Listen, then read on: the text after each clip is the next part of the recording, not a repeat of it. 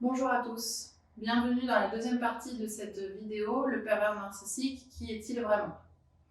Alors dans la première partie, on a fait un état des lieux un peu de la perversion générale et on a présenté cette pathologie d'une manière globale. Maintenant, on va parler de son histoire et de son évolution. Alors pour parler de perversion, il faut en effet parler de l'évolution du narcissisme. Dans l'histoire du narcissisme, au XIXe siècle, c'est tout d'abord une exaltation de soi-même devant un miroir, l'onanisme. Puis assez rapidement, le concept a été désexualisé.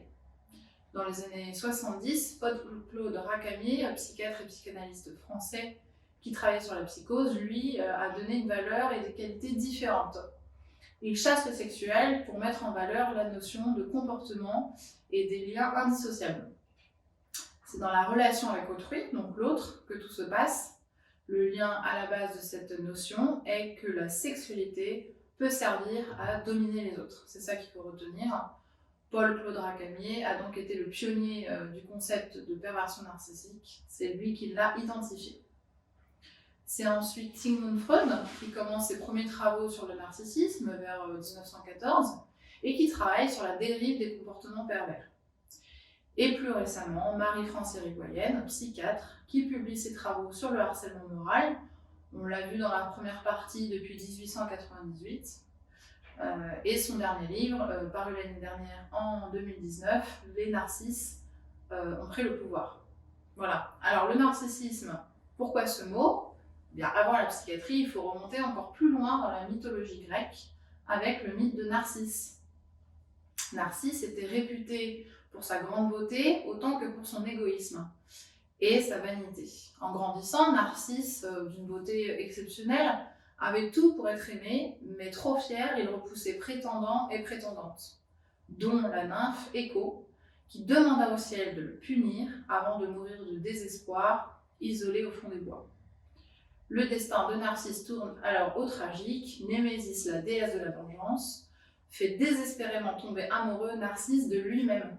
Un jour qu'il s'abreuve dans une source, Narcisse observe son reflet dans l'eau et en tombe amoureux. Cela lui est fatal.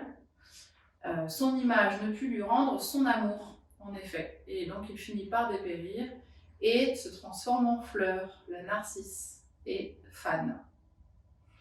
Voilà, donc on est remonté un peu dans les temps pour mieux comprendre la perversion narcissique, mais aujourd'hui, le narcissisme, qu'est-ce que c'est? Après une évolution d'un concept symbolique et psychiatrique, où est-ce qu'on en est? Eh bien aujourd'hui, la perversion narcissique, c'est l'admiration de soi-même. C'est une attention exclusive portée à soi. En psychanalyse, on dit que c'est une fixation affective à soi-même. Voilà. Alors d'un point de vue clinique et psychopathologique, maintenant, la perversion, qu'est-ce que c'est? Eh bien, d'après l'étymologie latine, perversion vient de pervertere, qui signifie mettre sans dessus-dessous. Voilà. Là, on voit déjà l'écho avec le gaslighting qui arrive. Donc ça se définit par l'action de retourner quelque chose ou quelqu'un de sa vraie nature. C'est le renversement de l'évidence ou de l'ordre des choses. En 1989, le psychanalyste français Alberto Heger précise que la perversion narcissique agit comme un prédateur qui cherche à détruire l'identité de sa proie et par la manipulation et la prédation morale. Ce psychiatre identifie aussi que la perversion est une pathologie du lien. Donc c'est une pathologie qui ne peut s'opérer que dans une danse à deux. Voilà, avec un complice qui mord à l'hameçon de la dépendance affective, et derrière lui un pervers destructeur, caché et invisible, d'où l'image souvent de la marionnette et des films. Voilà. Donc d'un point de vue psychiatrique, le pervers narcissique relève plus précisément de ce qu'on appelle la psychose blanche. Ça consiste en une double structure, névrotique et psychotique. Ça se situe dans un double carrefour entre psychose et névrose, faisant l'objet d'aménagements, d'étayage et de compensation qui permettent un développement qui reste adapté à la société. On comprend mieux alors la gravité de cette pathologie qui caresse la psychose, c'est-à-dire la folie. Il faut bien en avoir conscience.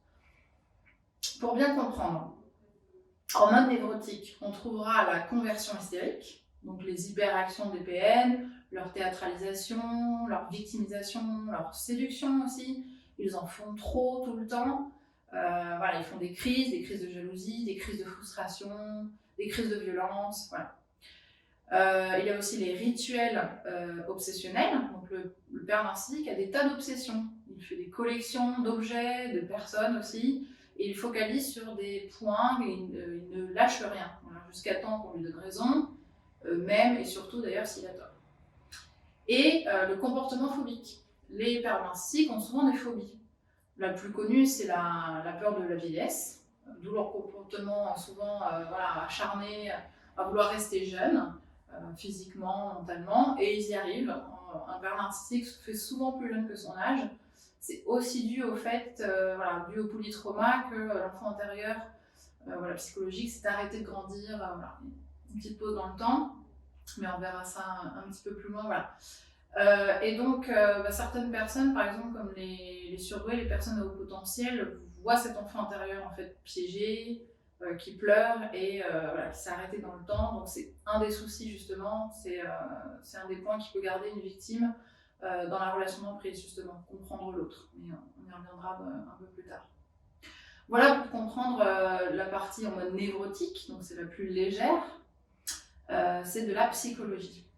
Maintenant, en mode psychotique, le père narcissique, il faut savoir qu'il vit donc une angoisse de morcellement et de diffusion avec l'objet. Là, c'est plus profond, c'est plus grave, et là, on rentre plus en psychiatrie. Dans ce mode psychotique, il y a à la base l'hypothèse de ce qu'on appelle un traumatisme désorganisateur précoce, au sens affectif. Donc une frustration très vive, une éminence de perte de l'objet, qui interviendrait entre une constitution suffisamment consistante de l'objet, nécessaire pour sortir de la préorganisation psychotique, et la constitution de l'Oedipe, donc préalable cette fois-ci à la préorganisation névrotique.